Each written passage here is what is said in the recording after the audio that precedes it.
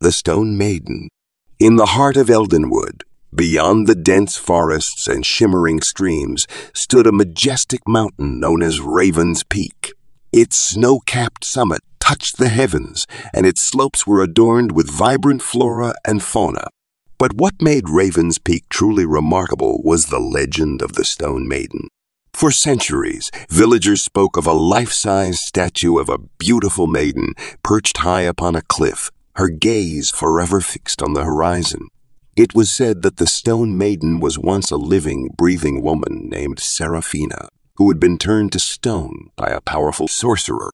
Seraphina was renowned for her beauty and grace, with raven black hair and eyes that sparkled like the night sky. She was the beloved daughter of the village chieftain and was betrothed to a brave warrior named Caelum. Their love was the stuff of legends, a bond so strong that it was said to light up the night. But as with all tales of love and passion, theirs was not without its challenges. A sorcerer named Moros, with a heart as cold as the mountain's peak, desired Seraphina for himself. When she rejected his advances, Moros, in a fit of rage, cast a spell that turned her into stone, forever freezing her in time. Caelum, devastated by the loss of his beloved, embarked on a quest to find a way to break the curse.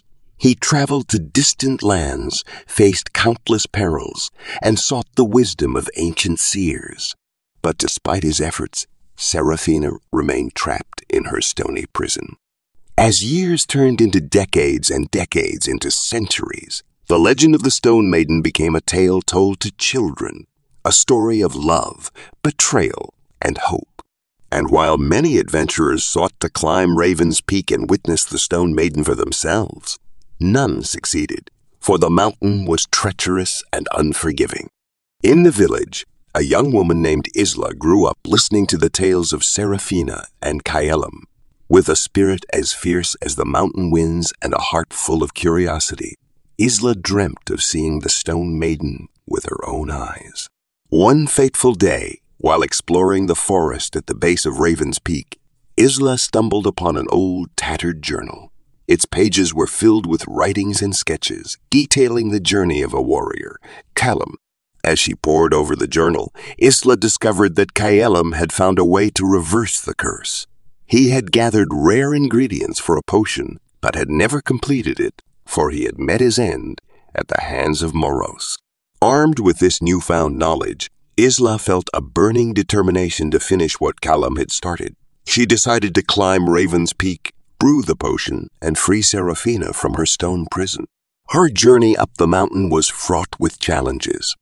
She faced biting cold, treacherous paths, and creatures that lurked in the shadows. But with each step, Isla's resolve only grew stronger. Along the way, she encountered an old hermit named Eryk, who lived in a cave adorned with crystals. Eryk, with his vast knowledge of the mountain and its secrets, offered to guide Isla to the Stone Maiden. As they ascended, Eryk shared tales of the mountain's history, of battles fought and kingdoms lost. He spoke of the balance of nature and the importance of respecting the mountain's spirit. After days of climbing, they finally reached the cliff where the Stone Maiden stood. Isla was awestruck by the sight of Seraphina, her beauty preserved for eternity. With the journal as her guide, Isla began the process of brewing the potion. She combined mountain herbs with crystal-clear spring water, chanting incantations that echoed through the valleys. As the potion neared completion, the mountain trembled, and dark clouds gathered overhead. Moros, sensing the threat to his curse, emerged from the shadows, his eyes filled with fury. A fierce battle ensued, with Isla and Eryk using their wits and skills to fend off the sorcerer's dark magic. The air crackled with energy, and lightning illuminated the night. In the midst of the chaos, Isla managed to complete the potion. With a shout of defiance, she hurled it at the Stone Maiden, the liquid shimmering as it made contact with the statue. A blinding light enveloped the cliff, and when it subsided, The Stone Maiden was gone. In her place stood Seraphina, alive and breathing, her beauty untouched by time. Moros, weakened by the breaking of his curse, retreated into the shadows, his reign of terror finally at an end. Seraphina, overwhelmed by her newfound freedom, embraced Isla, tears of gratitude streaming down her face. She spoke of the loneliness and despair she had felt, trapped in stone for centuries. Eryk, with a twinkle in his eye, revealed that he was none other than Caelum, having used magic to extend his life in the hopes of one day freeing Seraphina. The reunion of the two lovers was a sight to behold, their joy radiating throughout the mountain. With Seraphina free, the trio made their way back to the village, where they were greeted as heroes. The villagers celebrated with a grand feast, and songs of their adventure were sung late into the night. As the days passed, Seraphina and Caelum, with their love rekindled, decided to explore the world together, leaving behind the memories of Raven's Peak. Isla, inspired by her journey, became the village's storyteller, ensuring that the legend of the Stone Maiden would never be forgotten. The mountain, once a place of fear and mystery, became a symbol of hope and love, drawing adventurers from far and wide. And as the years went by, the village prospered with tales of Isla's bravery and the love story of Seraphina and Caelum passed down through generations. But the mountain held more secrets, more tales, waiting to be discovered. And for those with a heart full of courage and a spirit of adventure, Raven's Peak promised endless possibilities. Eldenwood, with its rich history and legends, became a beacon for travelers, each seeking their own adventure. The Stone Maiden, though now a tale of the past, served as a reminder of the power of love, determination, and the magic that exists in the world. Children would play at the base of the mountain, their laughter echoing through the valleys, their imaginations fueled by the stories of old. The village elders, with wisdom in their eyes, would sit by the fire, recounting tales of bravery and heroism, ensuring that the legacy of the Stone Maiden lived on.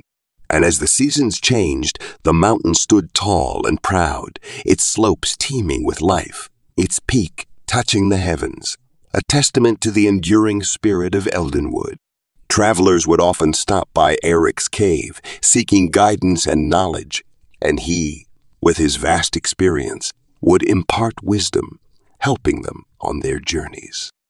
The forest, once a place of danger and mystery, became a haven for wildlife, its trees standing tall and proud, their leaves rustling in the wind. And as the sun set over Eldenwood, casting a golden hue over the village, the tales of the forest continued to weave their magic, reminding all of the wonders and perils that lay just beyond the known. The village, with its cobblestone streets and thatched roof cottages, thrived, with new stories and legends added to its rich tapestry. As the Stone Maiden concludes, we're reminded of love's power, human spirit's strength, and the world's magic. In Eldenwood, stones, trees, and winds hold untold stories. Under starry skies, dreams flourish, hinting at a new day. Eldenwood harbors real magic, with ancient tales teaching hope and love. The moon's glow keeps these stories alive, passed down through generations, a legacy of courage and adventure. It's not the destination, but the journey and memories that matter. So as we bid farewell to the Stone Maiden, remember endings are beginnings, and stories teach hope and love. Stay for more tales and mysteries in Eldenwood, where magic thrives. Until next time, remember, the darkest stories often stay untold. Good night.